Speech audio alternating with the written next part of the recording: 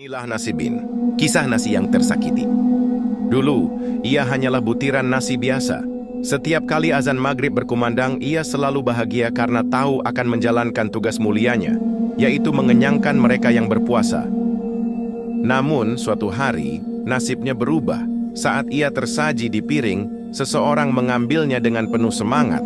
Tapi setelah 2 gigitan, orang itu bersandar, mengelus perut, dan berkata, "Aduh, kenyang banget, udah, buang aja nasinya."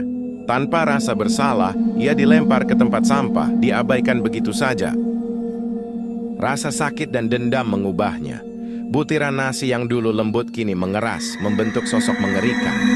Ia bangkit dari tumpukan sampah sebagai nasi jahat. Makhluk yang muncul setiap kali ada yang membuang nasi dengan semena-mena. Matanya membara, kakinya kokoh, siap menghantui siapapun yang tak menghargai makanan.